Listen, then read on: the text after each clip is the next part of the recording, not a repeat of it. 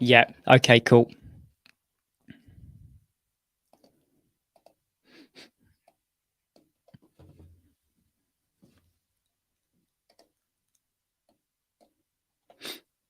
If anyone is watching right now, I'm just doing the final technical setup and then we'll be going live in about 1 minute.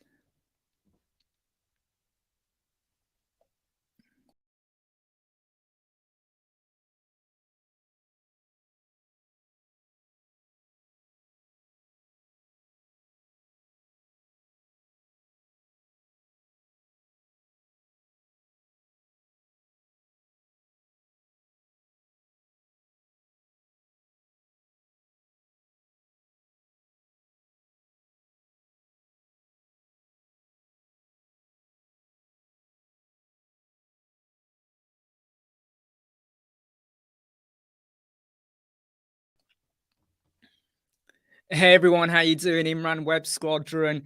I know we went live earlier, but we're going live again because we've got special guests today. We've got Wicky Design, and we're going to be discussing some of the problems and challenges that we face either as a freelancer or a web design agency in the big wide world of web design. So I'm going to bring Wicky Design on, and we will do an intro and everything. Please do hit like if you haven't already. Please do hit like. It helps the YouTube algorithm. But also, please do add any comments if you so wish in the live chat, and we'll try and go through them as we're going through. And we have got some set questions, but we're just going to see how it goes as we talk about problems and challenges. So, hey guys, thanks Wicky Design for popping over this opportunity to do a live chat together, because I find live chats can be really, really great fun because you never know where it's going to go and if we're going to argue or fight or completely fall out with one another. But yeah, great to have you both. This is our debut live stream. We've never done a live stream before. Oh, excellent. Just to double check, can someone just confirm on the live chat that they can hear me and Wicky Design as well?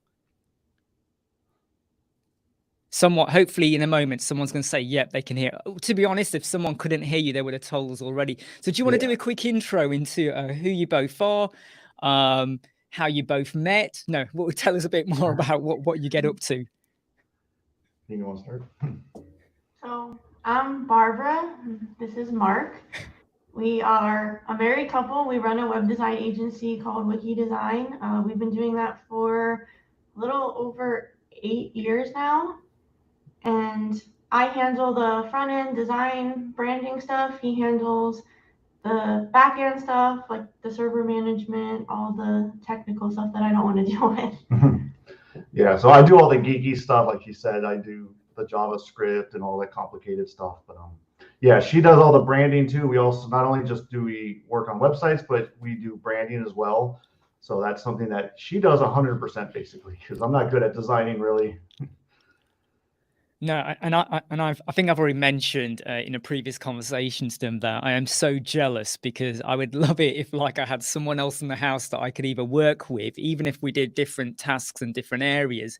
Because if I start to talk to my wife about server speed and whatever, she kind of thinks, what, it's completely, she doesn't understand what we're talking about. So I'm sure you both have interesting conversations about WordPress and just anything that's going on in the world. Sometimes we can't turn it off. We'll be eating lunch or we'll be going out somewhere. I'm talking about server speed or WordPress. I'm like, all right, we need to turn it off once in a while. Yeah, that is one thing that is a little bit of a challenge, but yeah, it's fun. We know how to turn it off pretty quickly, but we do once in a while. Excellent. Just say hi to everyone that's joining in. Artif, Emmanuel, Dennis, Peter, Andrew, Ryan. Thanks for joining in. And please do ask any questions as we're going along.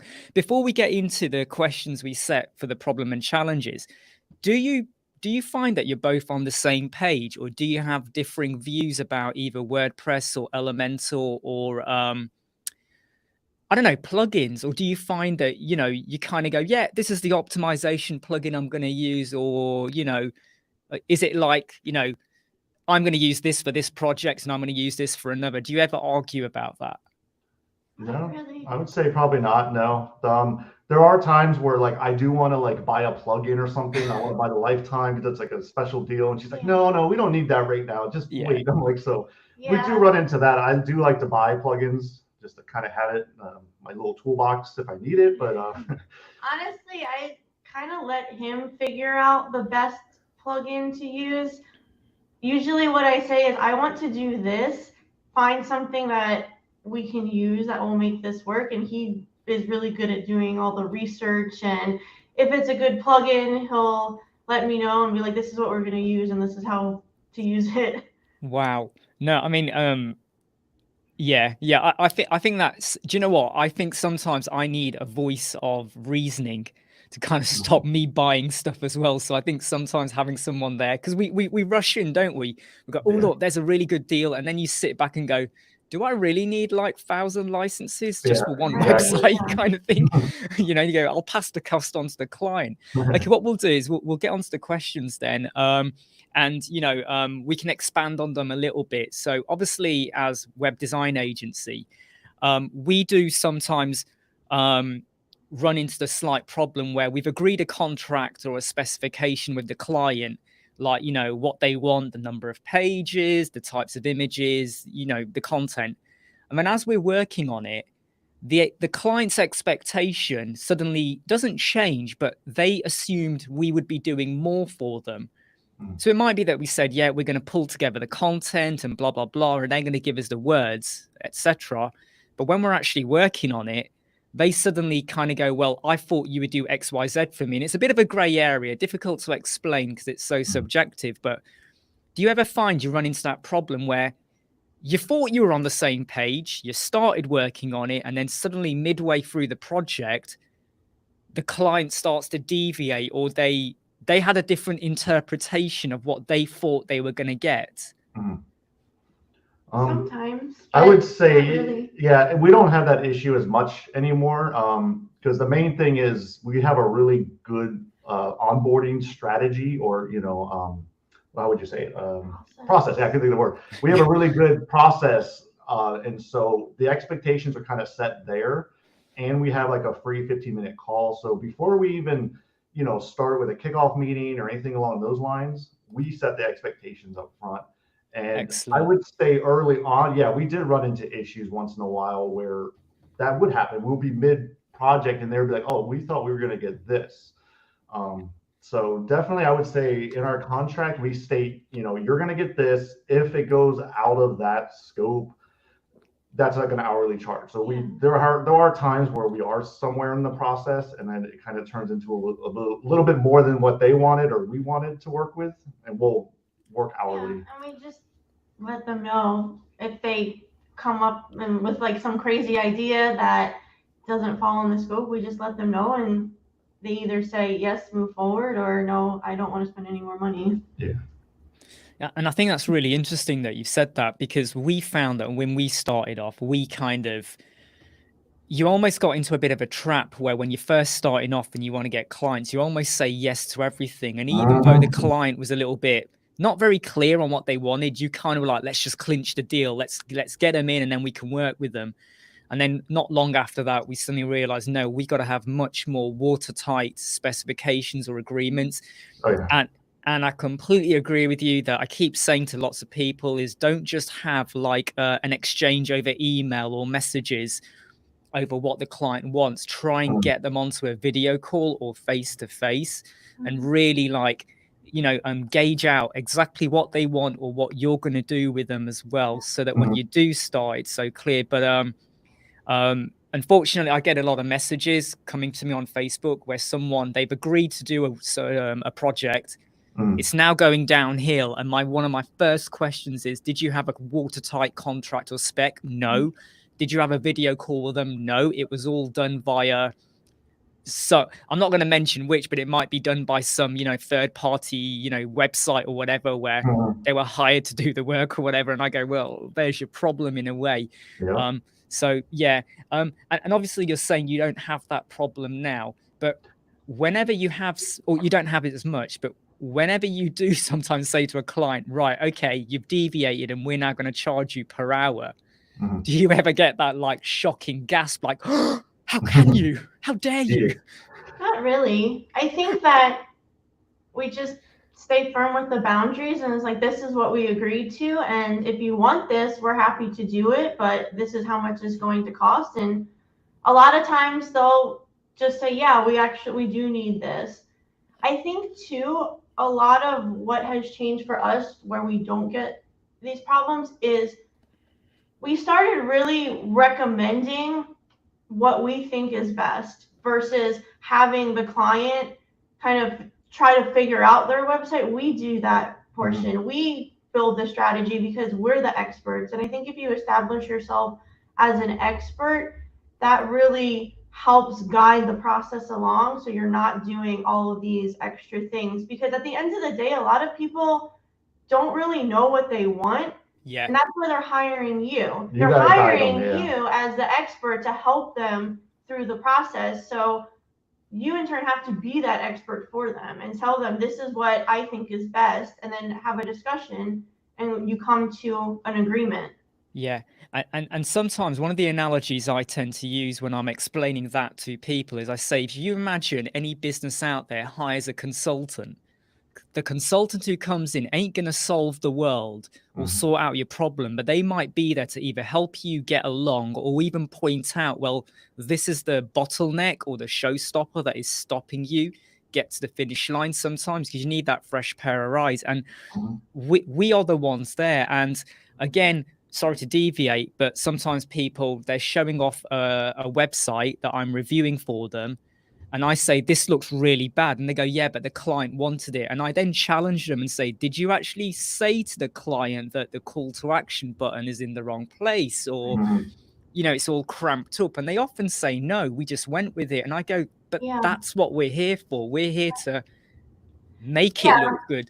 Yeah. I think in the beginning, like you said, we were just trying to get the work and we didn't have the confidence or the experience. So we became those pixel pushers where we just do whatever it is that the client wants, even though we don't necessarily agree with it. I think now that we have more experience, we've refined our processes, we're continuing to refine those processes. It's become a lot easier to say to our clients, this is what we think you should do. This is the strategy that we think you should go with, and explain why. And then most of the time they don't give the pushback because they honestly are trusting us to be the expert. You know, eventually, sometimes you do get those people that are like, oh, I really want this on. And then we will literally ask them, well, why is this so important to you? Tell me why. And then we figure it out. Well, if anyone's listening and they're struggling, I think you need to hire Barbara to come and sort your clients out for you, because I can definitely hear that you would definitely get the answers you want from them. I got a question here from Phil, and it's a good one here about managing clients. So it sounds like you got a better process with your onboarding and all of that. Do you use any particular tools when it comes to clarifying? Because in the old days, I used to use Excel. I don't use Excel anymore. But do you use any tools or particular bits of software you want to mention? Yeah, our onboarding process is pretty good. It's with Dubsado, so it's a CRM system. Okay. So when a client reaches out to us, contact form, we automatically put them in that system, and then from there, that's where we schedule the calls. And then that's where all of like the contracts or questionnaires are attached to. So it's a good way to kind of keep everything in a system. And then currently we still are using FreeCamp to actually do the communication during the project. So we're set up a bunch of tasks and then, you know, kind of check it off as we go. So those two systems tend to work really well for us. Of course, we still get some old school people who want to do everything via email or text message. We try to nip that in the bud real quick. I'm like, no, because we make it clear, like this is how we like to do it. How we're going to work, and this is why this system works better than email or phone call.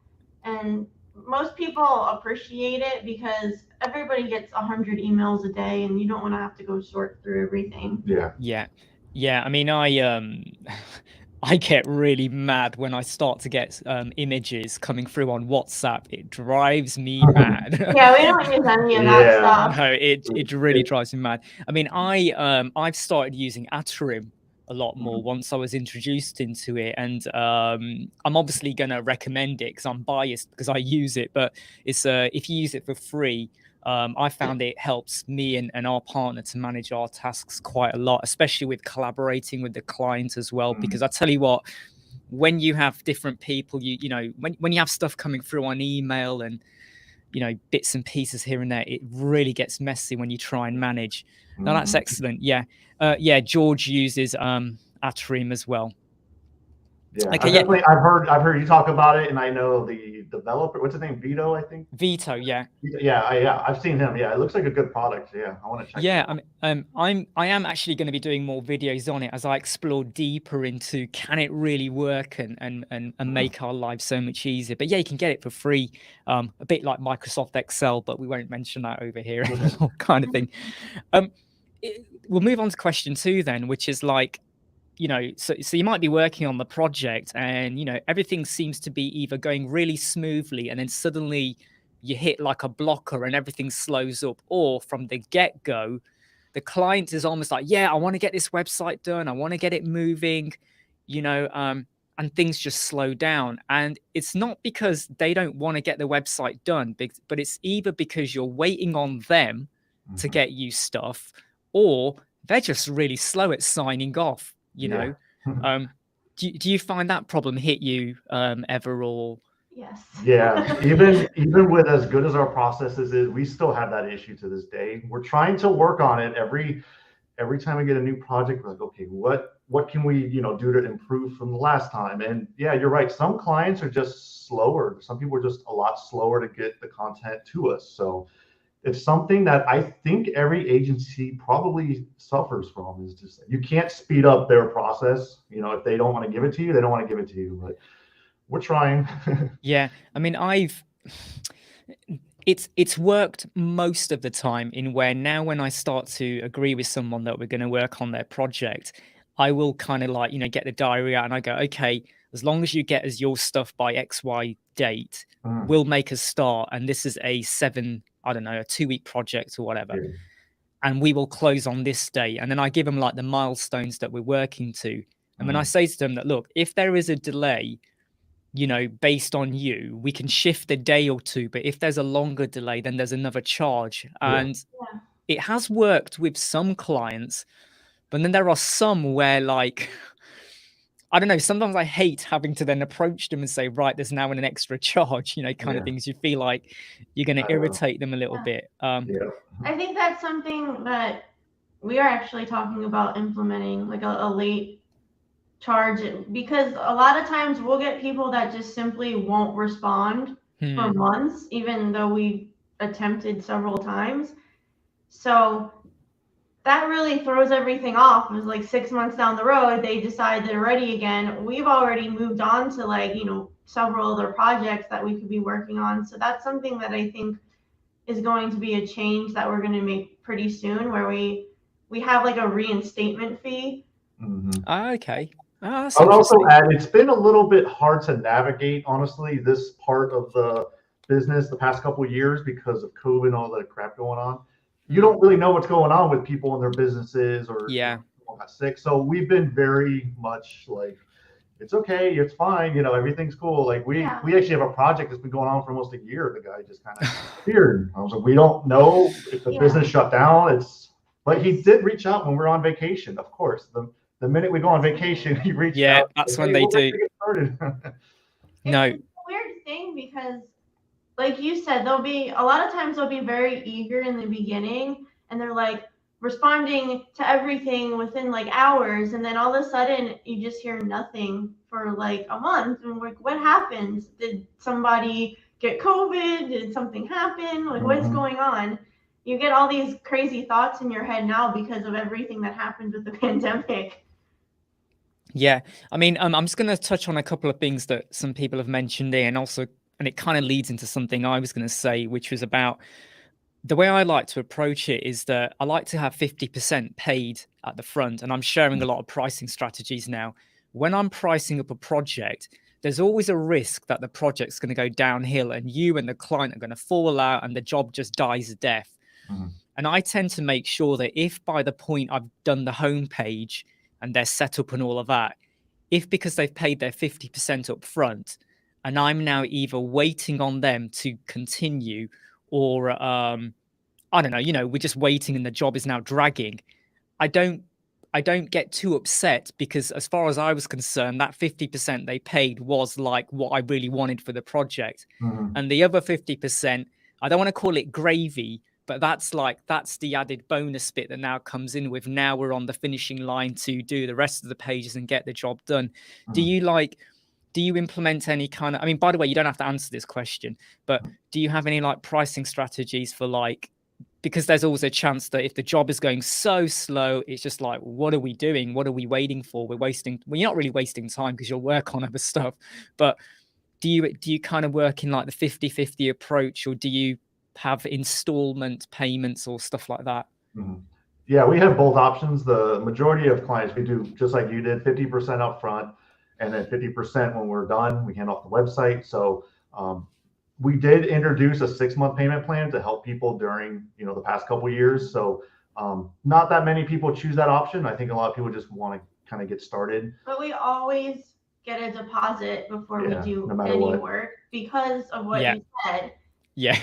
If you pay 50%, we're doing 50% of the work. If you fall off the planet, then, well, we did half your website. Yeah. Get it done. I see what Paul said. Yeah, that's exactly what we do too. We don't start anything anymore unless the client has all the content or pretty damn close. So like 90%. I tell people, if you got like 90%, we'll get started. But we're not playing the game anymore where it's like, oh, I have a few sentences. No, we can't. We don't want to get started with that. Like you can come back to us later, but yeah, it can be a struggle, because too, I think people think that they have the stuff that they need. Like, oh, I have images, I have content, but then when you get it, you're like, this isn't going to work. These images are way too small. We need high res. Like, these headshots that you took with your phone are not going to work. Like, so that can be a struggle, but having the deposit kind of locks it into place for most people. And they're like, okay, well, I paid,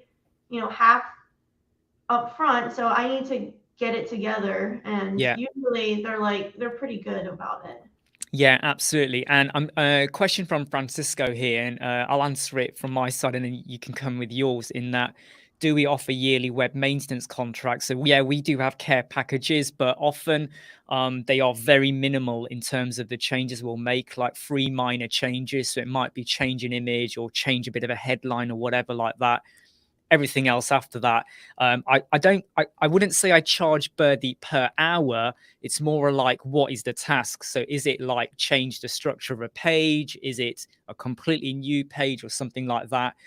So because I tend to find that if I start to go based on the hour, then we tried that and I found it started to get a bit confusing with how to do it up. But we do have a maintenance package for 3 minor changes, and we do spell out what the minor changes are, because for us a minor is change an image. For a client it's like, can you do 5 new pages? Because that should be easy, right? So you really got to spell it out. But do you have like care packages or so for stuff like that, like content updates, we just do an hourly rate, but we do offer I go in every month and do the core updates. So I'll update the plugins, your themes, check for any bugs, that sort of thing. We used to actually operate and offer that as like a separate package from our hosting, but we're actually in the process of right now merging those two things together. Okay. And basically the reason why I'm doing that is because I'll get real geeky here for a minute. We have some old clients who haven't updated their, Elementor or their WordPress in a while. And the problem is, we're going to upgrade from PHP 7.4 to 8.1 soon. So I can't really update their websites because they haven't updated the backend. So I want to make it whereas if you're hosting on our server, you got to get our maintenance package, because I can't upgrade it later. We got to do it monthly. So that is something that if you do run client websites, think about stuff like that, because me being a server admin, I missed that. I should have caught that and been like, we can't just have people hosting websites and not having these things update. So that's kind of a new thing that we're doing on the back end right now. And as far as like content updates, we build our websites so that our clients can manage them themselves. We provide custom training videos. I'll record somebody's website once it's done and tell them exactly what they need to do. So for the most part, we don't run into people asking for content updates unless it's something that is pretty complicated, like where it is like I need to add like 5 new pages and they need sliders, or we need to add e-commerce or something like that, and they can't do it themselves. So we designed our packages so that the client can do those small updates, because honestly, we don't have time to update websites between making new websites for clients, doing the branding project, and then doing YouTube videos. We just don't have enough time We'll do little to stuff, do it. Yeah, I'll add on top of it. I tell people on the initial call that with our training videos, like you're going to get there like 90% of the time. You watch our training videos, you can update the stuff yourself. That extra 10% would be, hey, I want to change the navigation. I want to move this over here. Then I'm like, okay, then you can reach out. We work hourly. No, that's good. Yeah. I mean, I think I know the answer to this question. I mean, would you say that you tend to use Elemental the most? Only. Yeah. This is a whole other conversation we could have. But yeah, as of right now, we're 100% Elementor. We have no plans to move to anything else yet. But Bricks is in the back pocket for sure. Let me tell you that. I'm always experimenting with new stuff, but that's in the back pocket. But it's hard to learn an entire new system. Because I go on your live stream. I know you have some Divi people. We were 100% Divi back in 2017. Then we made the big switch to Elementor, and we haven't turned back. We still have a few Divi websites that I have, and I hate updating those things. I mean, yeah, I am still 100% Elemental user as well. And again, like you, Bricks, back pocket, just, keeping on touch with that. I know Paul and other people would like me to play with Quickly and generate blocks and all of that as well. But the only thing that scares me is like, if I try to learn too much, it starts to distort my mind. I like to be able to walk down the street and I can visualize what functions I'm going to use on a website. But when you start to think about too many, okay. Question 3 was about your client has good intentions and you've built up this amazing rapport with them, and they want to get a certain type of website built, but there's a lack of budget and they really want to work with you and you really want to work with them because maybe it's a project you're like, wow, this is a really good idea, this is a great website, really want to work on it with you, but their budget just isn't there.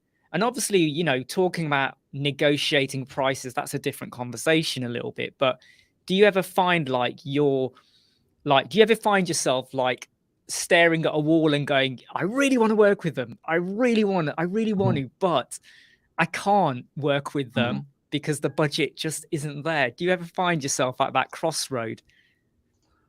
Not really. Not as much anymore because we're very transparent with our pricing. So it's all over our website. When you're on the initial consultation call with us, you know how much it's going to cost. So we do offer the 6-month payment plan still. So that is something that people have showed interest in if they want to, slowly pay it off.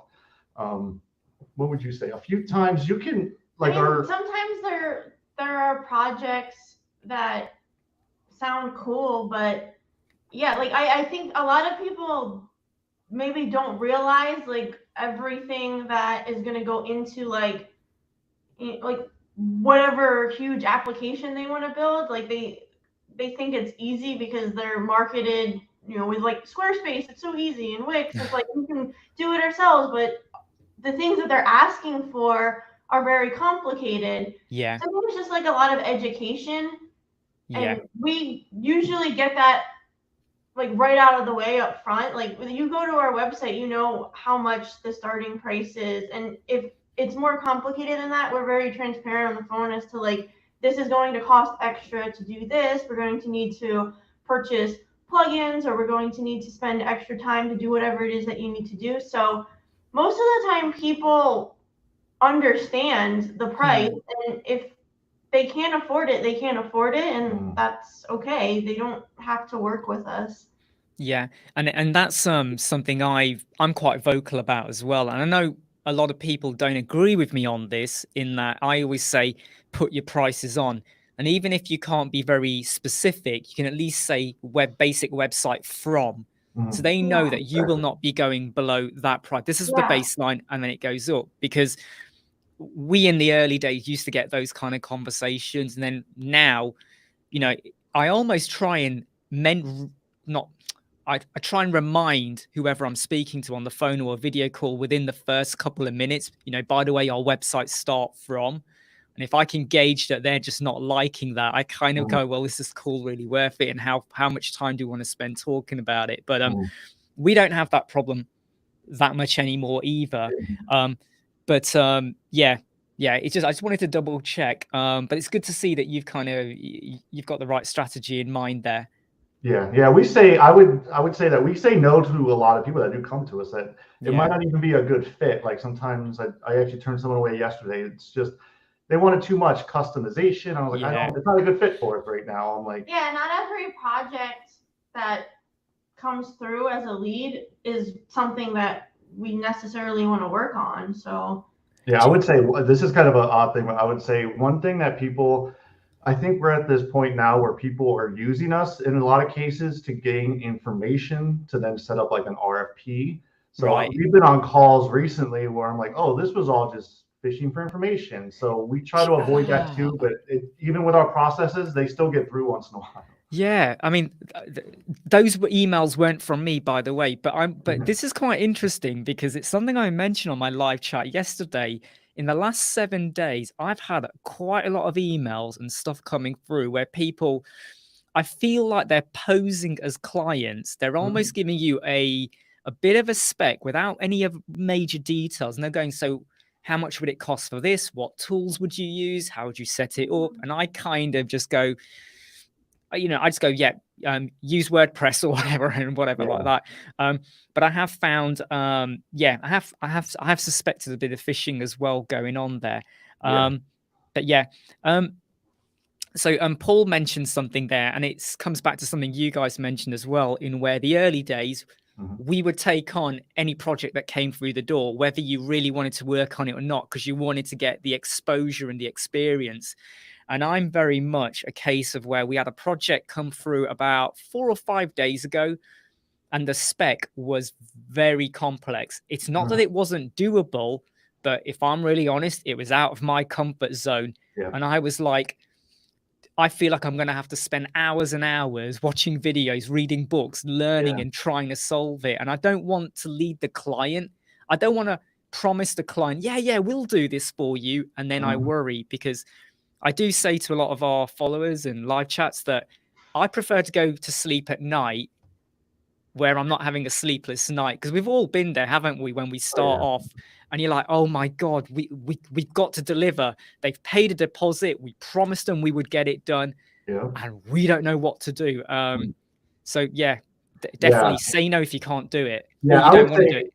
Go with your gut. Like your gut will tell you, like, and then two things, your gut and red flags. Like, in the recent case, this guy, he started talking about AI stuff and all this integration. I was like, no, let's not. I know where this is going to go. So because of experience, I was able to see the red flags. So when you're first starting out, you're not going to see those red flags, but as you grow, you will come across it. And you can spot them. I'm like a mile away now. I think when you first start out, you're so eager just to get work, and you get excited when people are like, oh my gosh, somebody actually wants to work with me. So you tend to take on those projects that maybe you shouldn't have taken on, but you learn from all of those, and with experience you realize the projects that you actually really enjoy doing and the kind of stuff that you like to work on. Yeah, absolutely. And one of my recommendations is that even if you have, say, 2 weeks or 4 weeks, whatever, and you haven't got a web design project, don't sit there wallowing in self-pity. Just be clear on what you're happy to work with, turn away stuff you don't want, and use that time to kind of reevaluate your business or your social media or your own website or something like that, or just go shopping. I don't know. Maybe not go shopping. Question here from Hamad. about like protecting your website. A lot of people do use WordFence. I tend to use the all-in-one WP security and firewall plugin. I think they're both equally good. Do you have any preferences for any security? I mean, obviously you have your hosting provider. Hopefully they'll have some security built in, but do you have any preference for any type of security plugins or tools you use? Yeah, I'll take this one on. So, yeah, this is kind of a big question, but yeah, we use WordFence on all of our websites. You got to make sure you're not on a shared hosting plan. I'll never, ever in a million years recommend a shared hosting plan. Any of the big hosting companies, I'll never recommend them. So we host our client websites on a VPS server.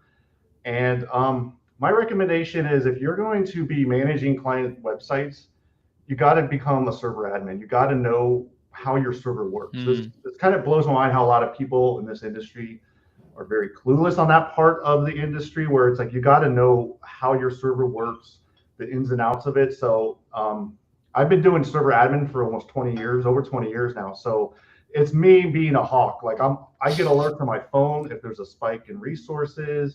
So my recommendation is just learn as much as you can on the server side, because the hosting company will have your back to an extent. You got to know, like the other day we had a couple IPs like trying to do a port flooding. If you don't know what that means, you got to be able to go in there, block that IP.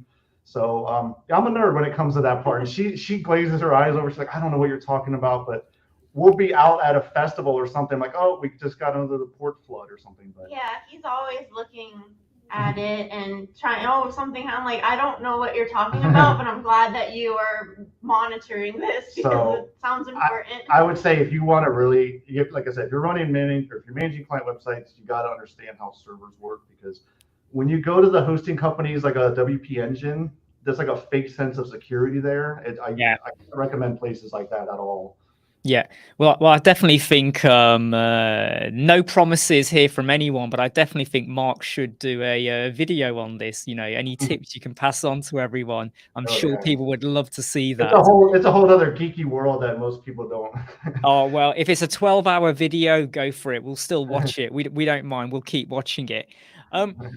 Going on to question 4 then, which is basically about internal burnout. I'm quite known for just sometimes working all the time, long hours, whatever.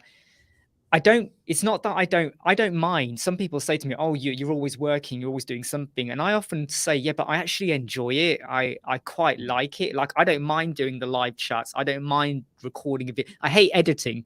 I despise editing, but I don't mind recording or whatever, or working on a website and being creative.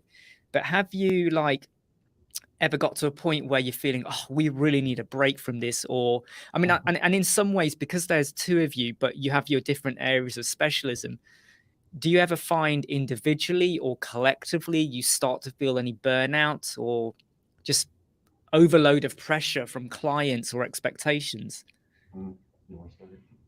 Yeah, of course. I think, honestly, through the whole pandemic, we really felt it because we were pretty busy just trying to help people get their websites COVID ready. Yeah. We definitely needed a break, and then we really couldn't take a break because everything was locked down. So I think everybody was struggling with that. But yeah, of course, you get tired. I love what I do as well, but you still feel that sometimes where you're just like, I just need to take a break. So yeah, I would say take a break. Honestly, at this point, we just last year was take a little time off. Last year was hard. It was that was our busiest year probably.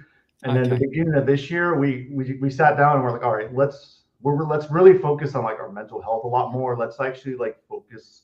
And what we're doing now, this is something that's pretty unique. We tried to do it before, but now we're really trying to implement it.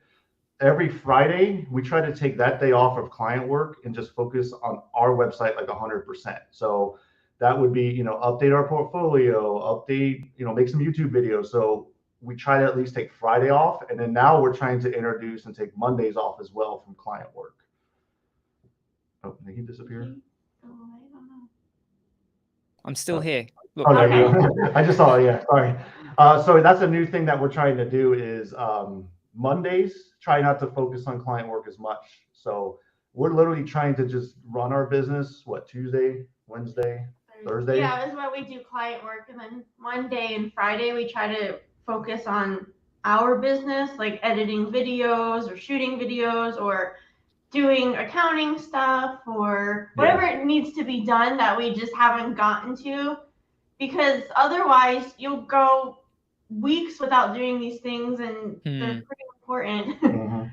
No, I completely agree with you. And I've started for the last couple of weeks now. I've changed my video recording strategy to be where I try and do them on Monday morning and then maybe Tuesday morning as well, so that if I've got any editing or anything to do, I can do that in my own time. But then that's kind of shifted or whatever, because I did find that when I started to juggle so many different things, it was like, right, you jump from one thing to another and you don't want it to feel like a chore or a job. Oh, I've got to do this and whatever. You want to enjoy it, so you can put all your attention into it.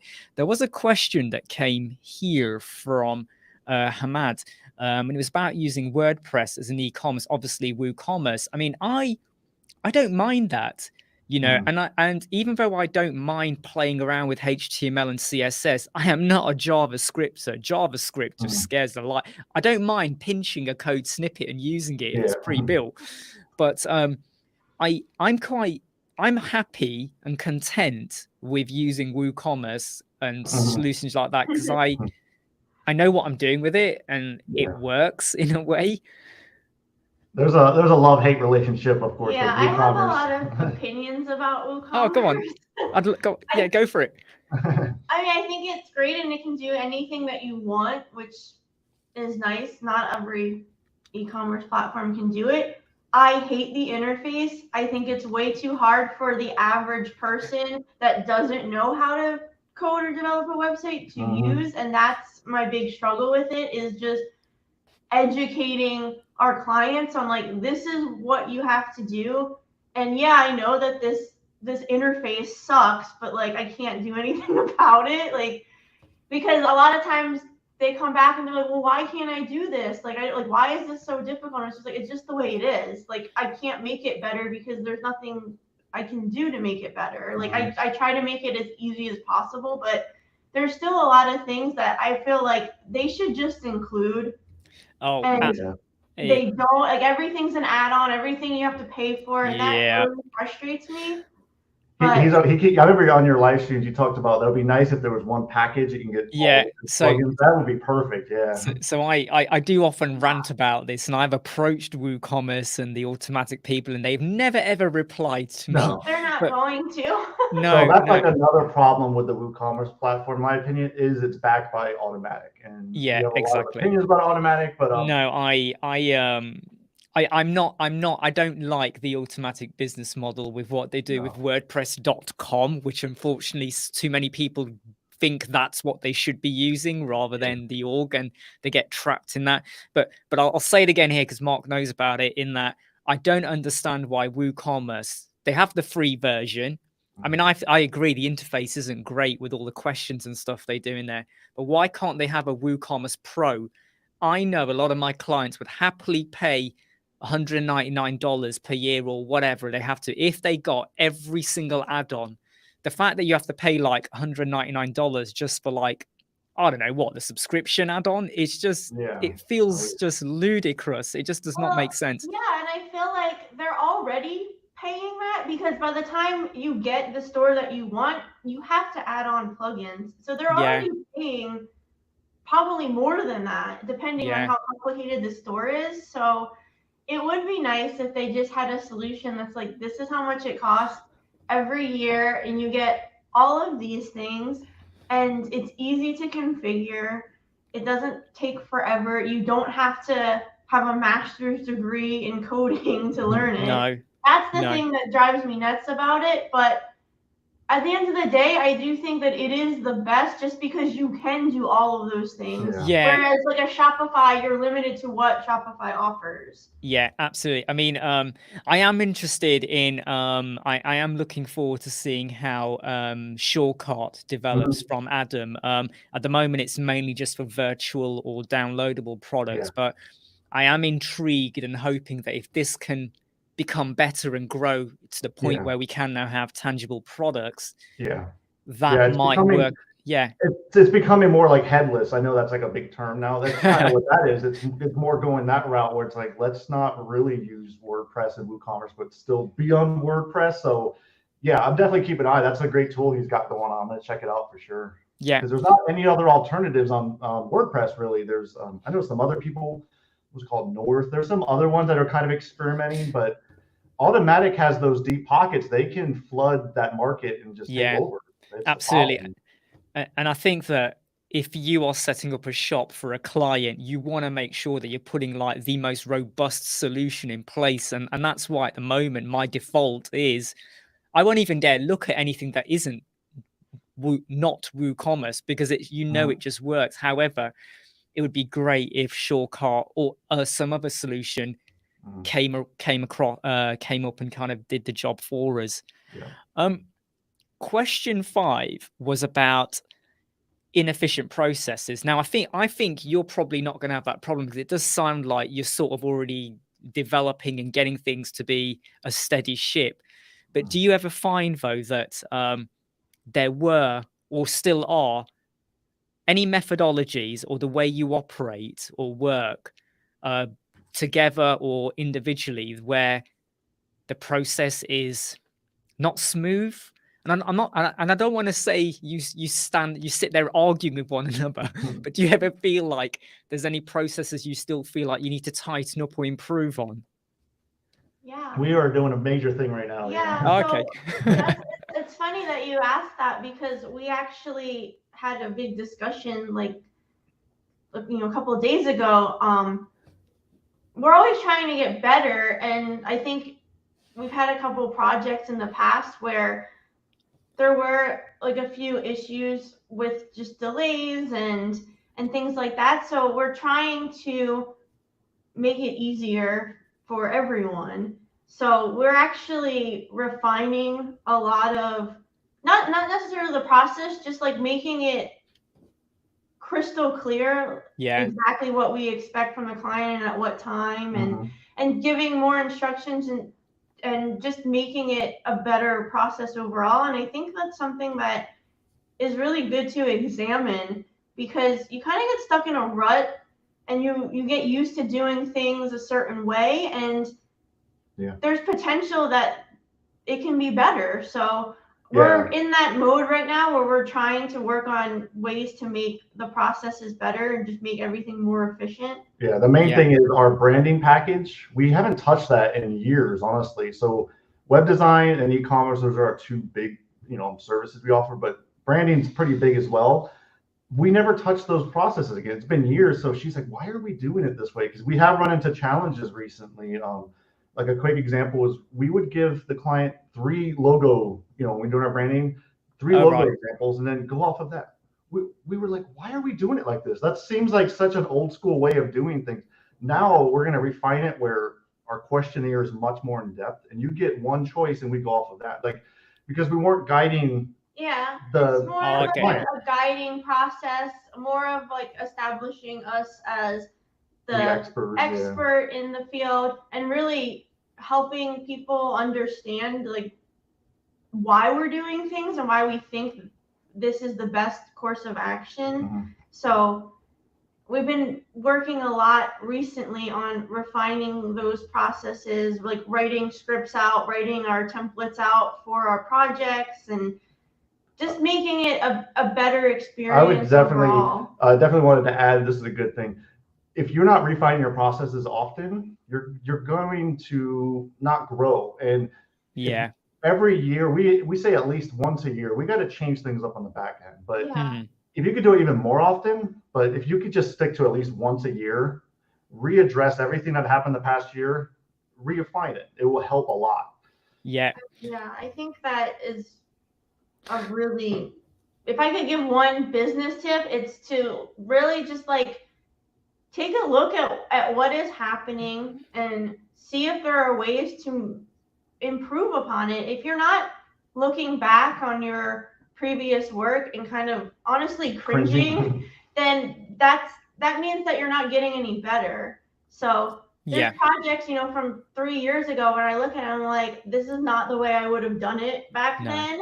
And that's a good thing. Like, you want to constantly be improving. And I think part of the improvement process is getting better at communicating with the clients the process that they're going to go through over the weeks that you work together. Yeah, and that kind of resonates with why I'm shifting to use Atrium a lot more, in that it allows me to be crystal clear within the team and with the client, or even the client to us, over what needs changing. So there's no, things don't get lost in translation or anything like that. But also to kind of demonstrate back to the client how much work we've done for them. Because sometimes, like we had one client once, and we did, you know, after we did their website, they sent us a list of 22 things they wanted changing. And they weren't small things, and they were all justified. I just wish they'd told us about them earlier on, but they were justified and we did them.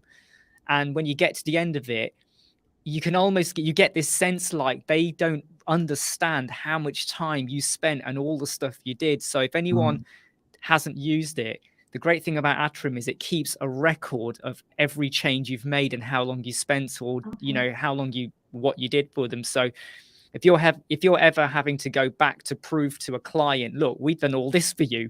If they ever start to get, if they ever say, oh, we pay you a monthly package, whatever, and you know what you do for us, you can turn around and go, hey, we do this. But yeah, I agree completely with you in terms of, like, you know, reflect and reevaluate what you're doing. I probably reevaluate every 2 months, if I'm honest. I'm one of those people that's continuously going, right, we'll change that, we'll do this and whatever. But yeah, you know, if something, even if things are going really well, even if business is booming and really, really well, it was always a good thing to just double check, you know. And I'm pretty sure you might have noticed how many times I'm redecorating and shifting my room around, like about 6 times in the last 12 months, because I'm never content. I'm never happy. I always want to just shift things around a bit. One of the questions that came on, and I've just got to find it now because I think I missed. Oh, there it is. So Atif, who's our code snippet specialist, who's helped working with Verdi on the code snippets cloud tools. So great to have him here. What stage of the entire process is the longest or most challenging? Oh, that's a good question. What do you think? I think it's probably just building out, like getting the content to a point where it's worth putting on the website. I think that's the longest part of the process. And maybe the revisions, but I think that the changes that we're going to make to that process are going to help with that. In the past, it was kind of like, give us your revisions, but we didn't tell them how we wanted them to give the revisions. So it became a mess of like, well, some people prefer to give them via email. Some people prefer to give them via Word document, and things would get lost in translation. So I think that hopefully we're going to improve upon that and get a process where it's like, this is how we want you to give feedback. This is the format we want you to give feedback, and that will be a lot easier. No, that's good, and I think I'm kind of the same on that. Hamad's got a question, which is obviously, you know, the website's done and dusted, and then the client wants some changes. We've had this a few times, and what I would say to Hamad is that, well, if we've delivered on the spec, and if there was a change during the project of the spec and we've agreed it, there's either an extra cost or we just absorb it. If we've delivered and now they change their mind, quite simply, they got to pay for that. And we will price it up based on the change. You know, we are not going to change the entire website for free just because they saw something on, you know, they were like, oh, I want it to look like that. Well, no, that's a completely different project. That's one of the processes we're actually going to be adding to our branding package, is before we move on to like the collateral. So we, you know, we'll add your branding to like a business card or whatever. We're going to have them sign off on it, like a legal like document saying, okay, you approve this, you know, from this point on, if you make changes to the logo, you're going to have to pay extra. So that's a good process. For web design too, I think we're going to implement that. We don't really have a ton of issues with that. I think in the past, it's like, okay, your website is launched, and now everything from here on out that you want us to do is an hourly charge. Yeah. But I think just having, like, again, like setting those clear expectations of like, okay, we expect you to review everything, make sure that it's perfect, and then sign off on it. And then once you sign off on it, that's it. So they know clearly that, okay, once I put my signature on this paper, anything that I want after the fact is going to be a charge. Yeah, I think that's the way you have to handle it. No, absolutely. I'm just going to let everybody know that, I mean, we are going to end in about 5 or 6 minutes, and I hope everyone has found the chat useful. Please don't jump off yet. So if anyone's got any burning questions they want to ask, please ask them now, so there's a chance for us to go over it. But what I want to ask Mark and Barbara is there a particular, and you might have different answers for each other, but are there particular types of websites you really love making, other than a one-page website, which are a joy to everyone, basically? But are there particular types of websites, and it could be niche, or it might be that you really do enjoy shop websites, but are there any particular types that you have fun with, for instance? Or would you just say you're happy with all of them? There's not really anything. I know, nothing stands out, really. I like doing all of them. I think that what's fun for me is when a client is willing to add like some cool effects. Yeah. Some people are really open to that, and then some people are like, no, I just want this to be basic. Yeah. I don't want these effects. I like experimenting with the effects and trying to do cool new things. So maybe, I guess that would be my answer. Any client that's like, yeah, let's do it. I honestly would probably say e-commerce, because you can directly see, hey, my design, my flow, my call to actions, or forgotten carts or all that stuff. If it works, you're like, oh, I got them more business because I tried this new thing. So it feels more rewarding, I would say, because I think cool stuff with Elementor, you could do like at the cart level, or if you've got cart flows, you could do cool like upsells, down, so that kind of stuff is cool, actually. I think I agree with both of you, actually, in that it's really great fun when you can show the client that, look, we did this, and your sales are now coming through. But I agree with what Barbara is saying. I say this quite a lot, in that I'm quite an inventive person. I like to do things. I always keep an eye out on the page speed performance, but I like to be creative.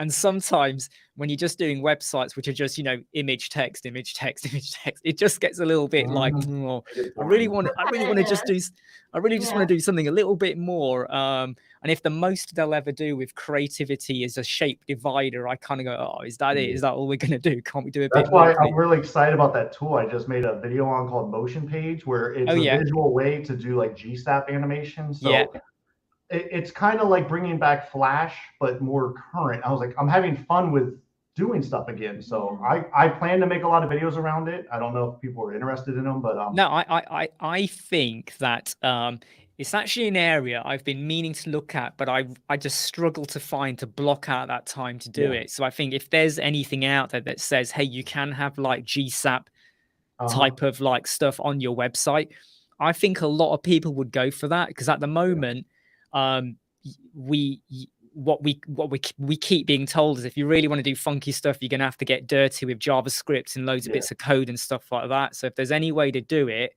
I think a lot of people would jump for it. Yeah, especially if it doesn't have a majorly negative impact on your page speed performance or the flow of the website. So it definitely just, like, dynamically adds the animations as you go, so it's really lightweight.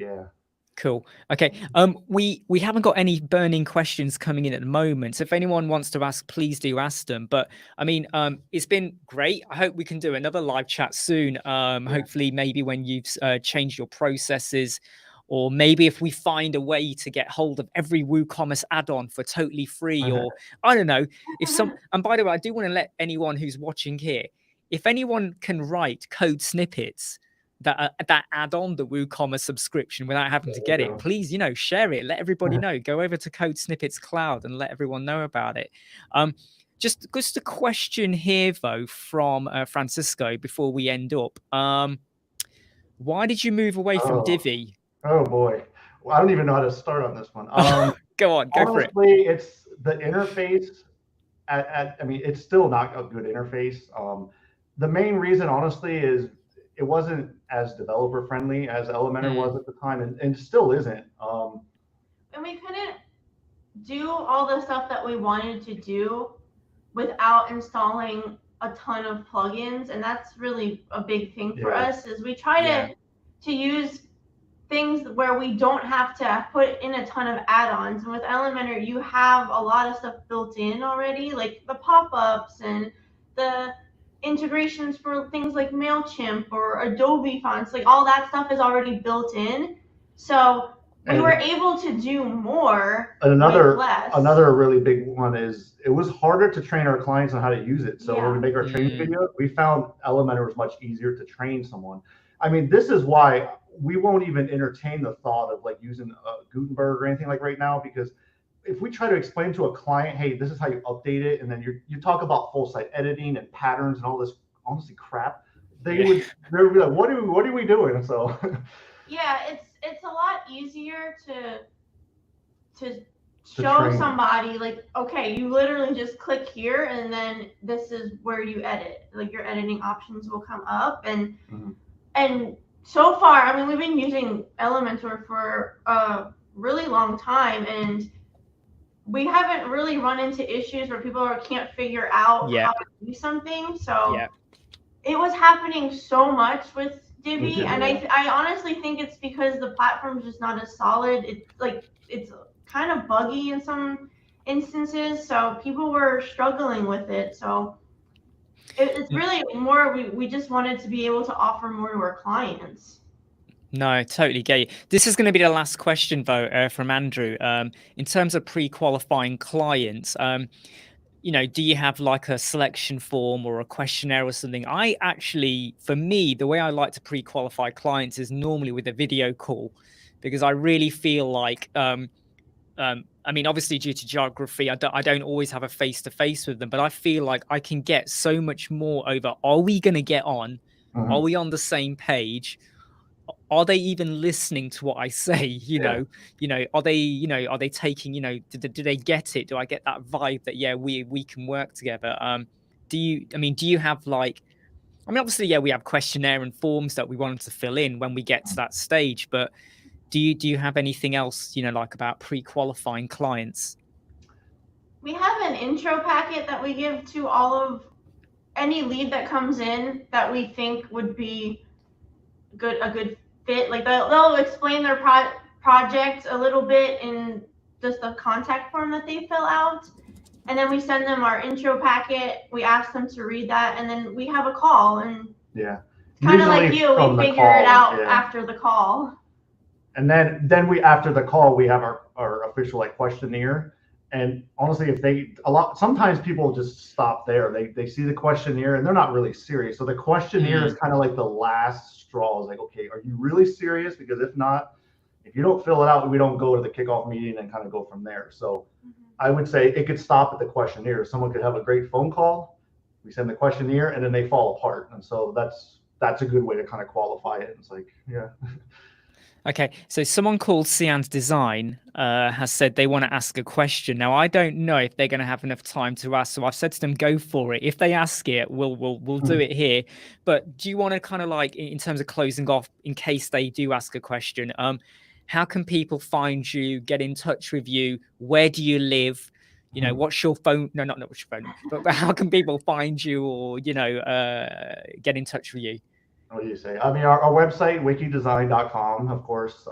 But we are, YouTube. YouTube is going to be the platform where we're kicking out the content and, trying to create not as many videos as you. We were doing 3 a week and we got burned out on the 3. So we're good with 1, I think. But sometimes my videos, I spend a week trying to figure out something and then I make it. I'm like, wow, that was a lot of work for one video. Yeah. I won't tell you how much time I spend late at night in bed trying to research what shall I do for a video, and it drives my wife mad. Oh, She's yeah. like, turn the phone off, and I'm like, no, I can't. This is work. I'm researching for work. But yeah, we haven't had any other questions yet, so I want to say thank you again. I hope we get to do this again. I hope anyone watching, please, if there's any further questions, please do get in touch with Wicky Design or myself if you want us to elaborate. But I think this has been really great fun. And I think we're kind of on the same page with problems and challenges and how we've overcome them. And I hope anyone watching who hasn't come across these problems, or they have, and they were going, well, how do I go about it? I hope some of the solutions we've discussed and some of our methods really help. But yeah, I'll say big thank you to both of you. Yeah, this was cool. Thank you. Yeah. No props. Cool. All right, everyone, take care. And I'm sure we'll see you all soon. Take care. Bye.